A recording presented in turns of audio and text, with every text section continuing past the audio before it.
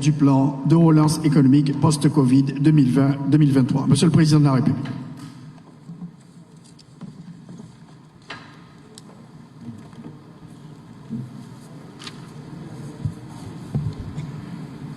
Merci, asseyez-vous.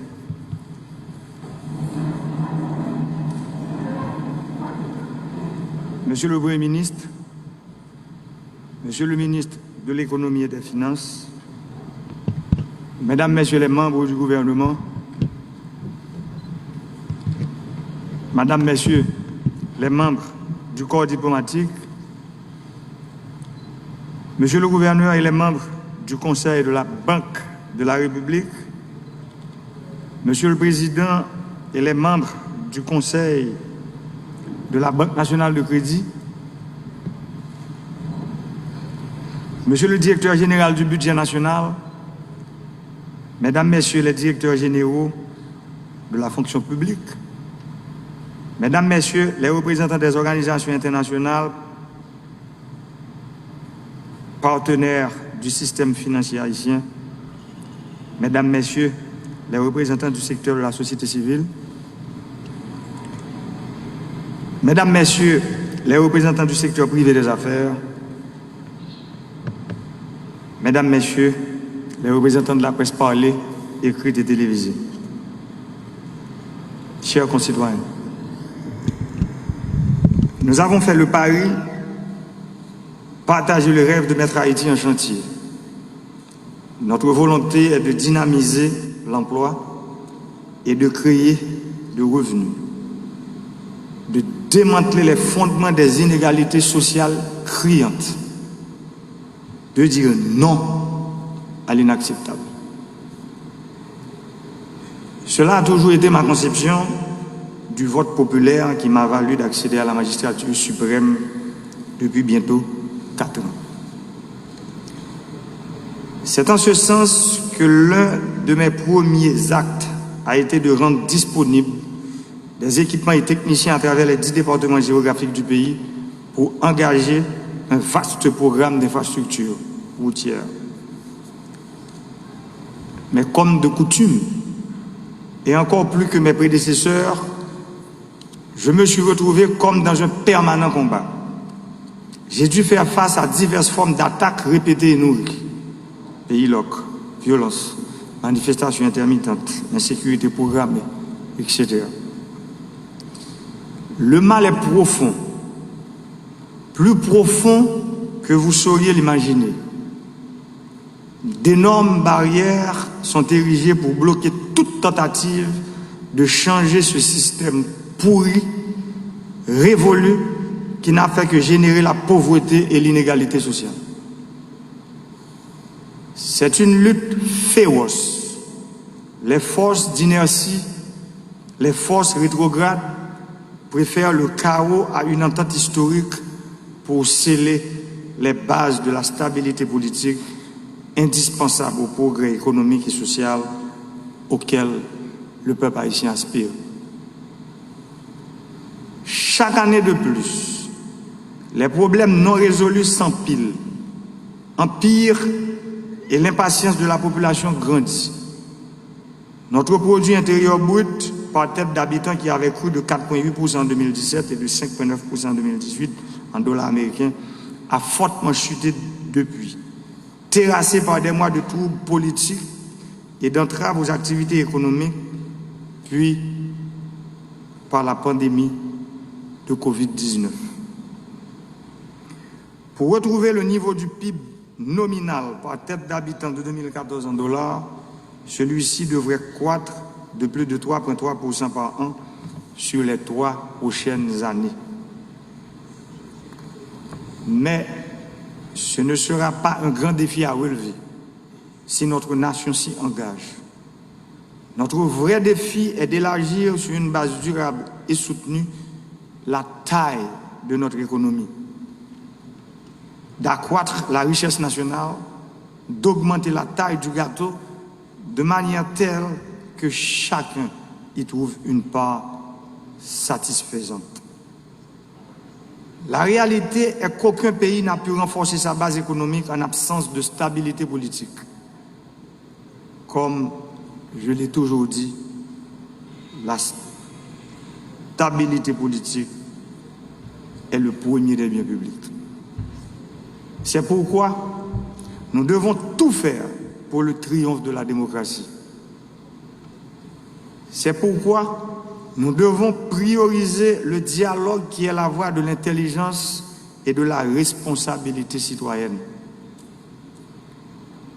Concrétiser ce dialogue sincère, ouvert, essentiel, indispensable pour poser les bases d'une gouvernance efficiente et efficace, seule capable d'assurer la sérénité nécessaire pour s'attaquer aux maux profonds dont souffrent la société et l'économie haïtienne. L'indice du capital humain calculé par la Banque mondiale nous interpelle. On y apprend qu'en moyenne, un enfant né aujourd'hui en Haïti a un potentiel à l'âge adulte évalué à 45% de ce qu'il aurait pu avoir s'il avait bénéficié d'une éducation et d'une santé complète. Cela signifie que le coût social, le coût économique de la pauvreté et des inégalités est immense. Nous nous devons d'y remédier pour la survie de notre nation, pour notre bien-être à tous. De pays loc à Covid-19, en y ajoutant la vague de banditisme actuelle, notre économie et notre population continuent de payer un assez lourd tribut qui les met à genoux. Cela ne peut plus continuer. Sur la base d'une analyse, d'une autocritique sans complaisance, nous devons tirer les leçons du passé pour ensemble aborder notre avenir sur de nouvelles bases si nous ne voulons pas continuer à présenter cette face déplaisante du pays le plus pauvre de l'hémisphère occidental. Pourquoi sacrifier des générations d'hommes et de femmes qui n'aspirent qu'à contribuer au relèvement de notre nation? Comment continuer à sacrifier des hommes et des femmes qui veulent développer et mettre à profit leur talent pour s'affirmer et réaliser le rêve de nos ancêtres d'une Haïti prospère, libre et digne? Malgré les contraintes de toutes sortes, mon administration s'est mobilisée pour consolider des piliers de la croissance durable et forte. Cette consolidation s'est faite à travers la poursuite du programme de modernisation du secteur de l'énergie, le développement des infrastructures de transport, l'amélioration du potentiel d'irrigation pour augmenter la production et la productivité agricole et ainsi lutter contre l'insécurité alimentaire, pour la protection et la régénération de notre environnement. Dans le secteur de l'énergie, nous sommes en train de travailler pour construire des réseaux électriques à travers tout le pays. Nous avons aujourd'hui en Haïti près d'une cinquantaine de villes qui n'ont pas de réseau électrique. Et pourtant, ce sont des Haïtiens qui vivent dans ces endroits. Aujourd'hui, en Haïti, seulement 30% d'Haïtiens ont accès à l'électricité. Et pourtant, les 70% restants sont des Haïtiens. Nous sommes en train de travailler pour construire des centrales électriques à travers tout le pays, comme nous l'avons déjà fait à Jérémie, à Petit-Gouave. Maintenant, nous sommes en train de travailler pour construire, pour augmenter la capacité des centrales électriques de Fort-Liberté, de Cap-Haïtien.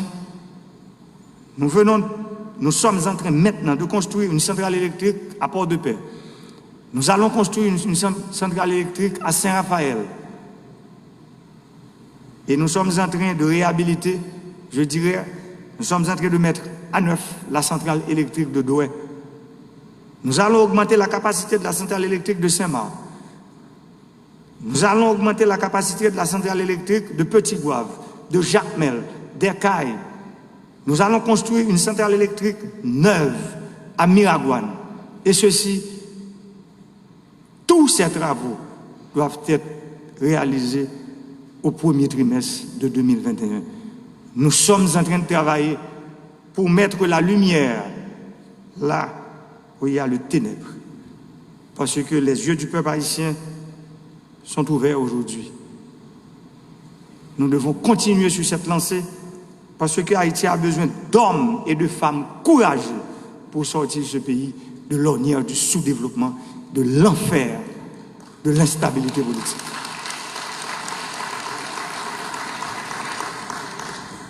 Dans le secteur des infrastructures routières, la route qui relie la ville d'Ercaille à la ville de Jérémie, je veux même parler d'une route interdépartementale.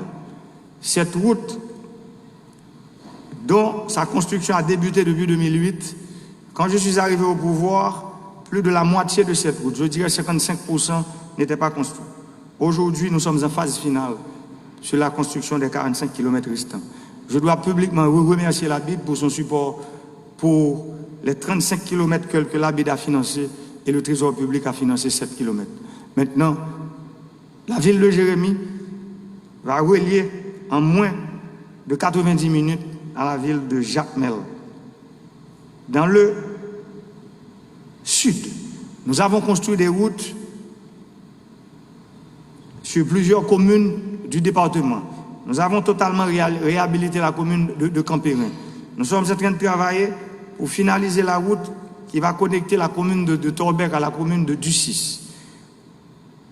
Dans le nord-est, les communes du haut nord-est, depuis notre indépendance jusqu'à aujourd'hui, n'ont pas eu cette chance de connaître des kilomètres de route ou bien d'interconnecter certaines communes entre elles. Pour exemple, la commune de Montbain-Cauchy et la commune de Vallière,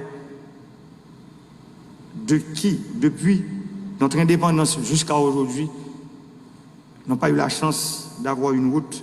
Et maintenant, ces deux communes sont connectées. Nous sommes en train de travailler avec le corps du génie de l'armée, le Centre national des équipements et les travaux publics pour interconnecter ces communes. Dans le département du Nord-Ouest, un département abandonné, oublié, jeté dans la poubelle de l'histoire, nous sommes en train de remettre le Nord-Ouest sur la carte d'Haïti. La route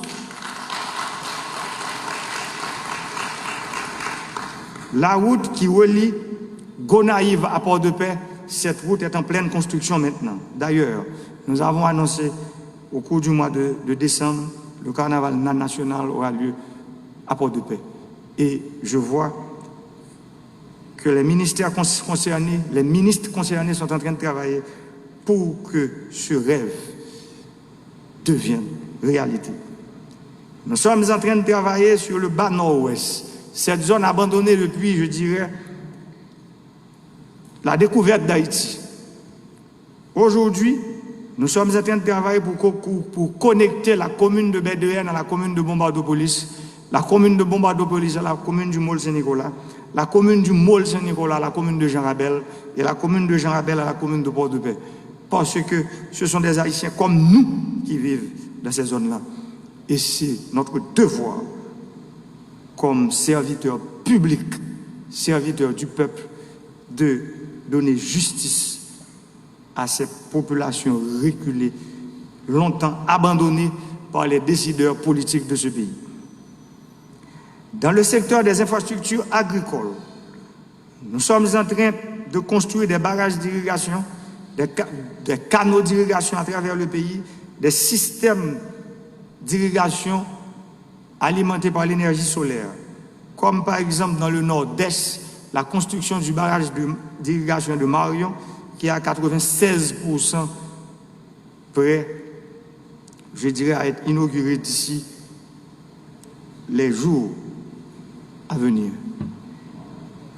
La reconstruction du barrage d'irrigation sur la Grande Rivière du Nord. Je veux parler du barrage de la Tannerie, abandonné depuis 40 ans. Cette construction est à 52% maintenant.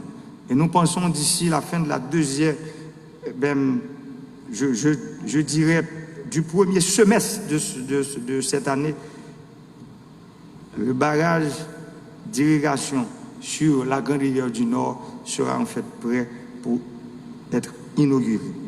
Nous sommes en train de travailler pour construire un barrage sur la rivière Massa qui sépare la République dominicaine de la République d'Haïti. Les Dominicains de leur côté ont presque 11 prises sur cette rivière pour irriguer leurs terres. Et nous autres, en Haïti, nous en avons 0 jusqu'à présent. Maintenant, nous sommes en train de travailler pour construire une brise pour apporter l'eau jusqu'à Ferrier. Parce que comme vous le savez, la plaine de Maribao, la zone de Ferrier, cette plaine-là fait environ 12 000 hectares de terre qui a une capacité de production de riz extraordinaire. Pour les autres régions agricoles, je veux parler de la plaine des Gonaïves, une plaine abandonnée depuis des décennies. Aujourd'hui, les 39 pompes d'irrigation qui se trouvaient sur cette plaine, je veux parler des pompes d'irrigation actionnées par l'énergie thermique, nous sommes en train de les remplacer maintenant par l'énergie solaire. Sur 39 pompes, parce que, comme vous le savez, les infrastructures solaires peuvent durer jusqu'à 25 ans, mais nous avons besoin d'un entretien soutenu pour ces infrastructures. Je pense que nos partenaires, par exemple Taïwan, comprennent très bien que nous allons travailler avec eux pour la mise en place d'un système d'entretien et de réparation sur les 20 prochaines années pour que ces infrastructures que nous sommes en train d'installer vont servir nos frères et nos sœurs qui vivent dans l'arrière-pays, ces oubliés, ces gens abandonnés. Aujourd'hui, nous sommes en train de les mettre sur la table parce que ce sont des Haïtiens comme nous. Dans le domaine de la protection et la régénération de l'environnement, nous avons construit et inauguré près de 4 centres germoplastes à travers le pays. Je veux parler des méga pépinières. Il y a un centre inauguré dans le département de la Grand'Anse, un autre dans le département du Sud, un troisième dans le département des Nippes et un 4e centre dans le département du Nord-Ouest. Et je sais que le ministre de l'Environnement me dit qu'il y a un centre, le centre du département du Nord est presque prêt, je dirais, pour être inauguré. Chaque centre germoplaste peut produire 4 500 000 plantules par année. Cela veut dire, avec ces 5 centres que nous allons avoir, le pays aura la possibilité de produire 22 500 000 plantules annuelles. Et ces plantules, comme je l'ai dit, nous devons mettre ces centres à profit. Il faut que les enfants qui vont à l'école en Haïti, les 4,4 millions d'enfants qui vont à l'école, il faut que ces enfants-là puissent planter des arbres. Parce que nous avons 23% de plaine dans le pays, 77% de montagne. Nous devons réhabiliter nos mornes. Et comment le faire? Il faut que les enfants apprennent à faire la mise en terre et le suivi de ces arbres. 22 500 000 par année, cela veut dire dans 10 ans, nous pouvons facilement mettre environ 200 millions d'arbres en terre. Pour les semences, nous avons installé 3 centres semenciers dans le pays. Un centre dans l'Artibonite, un centre dans le nord-est et un centre dans le sud, avec une capacité de production de 20 000 tonnes de semences par an. Et quand nous sommes arrivés au pouvoir, Haïti avait une capacité de production de 2 000 tonnes de semences par an. Aujourd'hui, nous sommes à 20 000 tonnes de semences de céréales par année. Avec cette capacité, nous sommes en train de travailler pour mettre Haïti sur la route du changement et du développement. Mais cela ne pourra jamais se faire sans la stabilité politique. Et cette stabilité politique que nous rêvons, que le pays rêve, que le peuple veut avoir aujourd'hui, doit passer par un dialogue entre Haïtiens franc, sincère et honnête.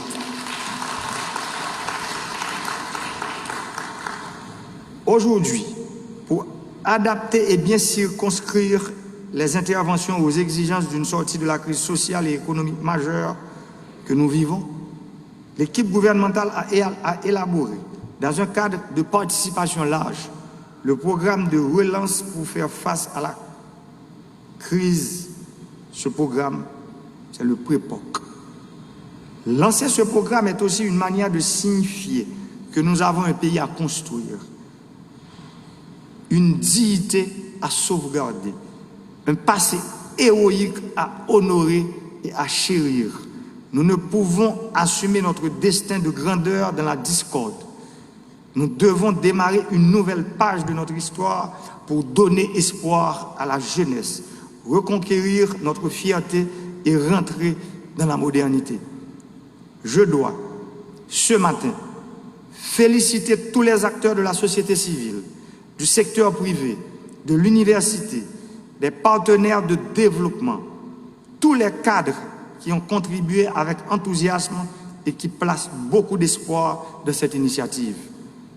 Ensemble, seulement ensemble, nous pouvons réaliser l'impossible.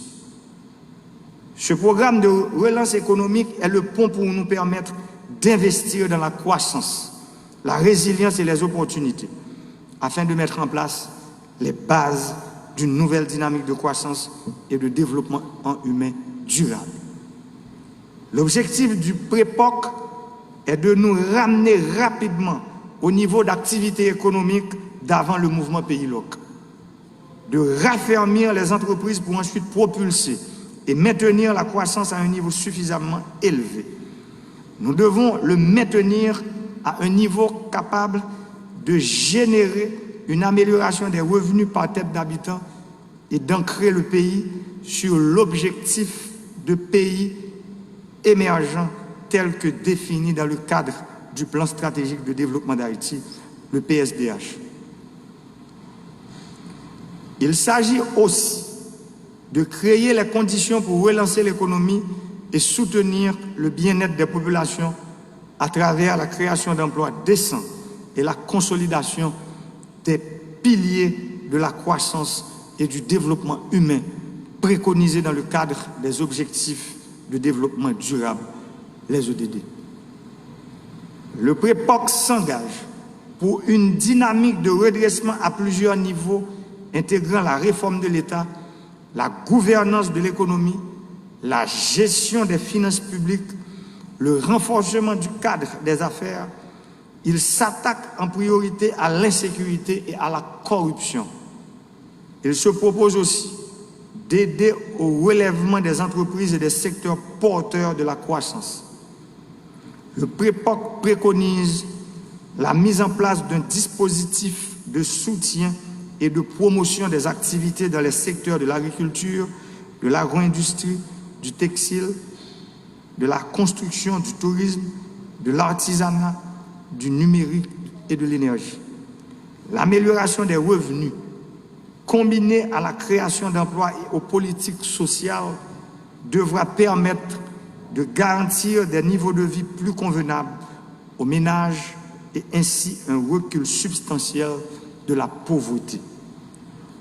Nous savons qu'il n'y a pas de paix durable là où la pauvreté et les inégalités sont criantes, tout comme il n'y a pas de progrès économique soutenu et durable sans la stabilité et la paix.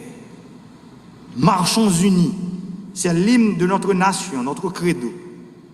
C'est le chemin que nos ancêtres nous ont montré.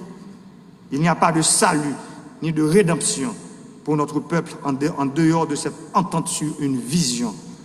Un système de gouvernance et sur des politiques publiques qui ciblent nos défis et nous mettent sur la voie de l'apaisement et de la prospérité. Le PREPOC est une étape que je vous invite à consolider pour faire ensemble ce saut vers la voie de l'émergence économique et du développement humain durable. Que Dieu nous bénisse, que Dieu nous protège, que Dieu bénisse Haïti, que Dieu protège Haïti. Je vous remercie.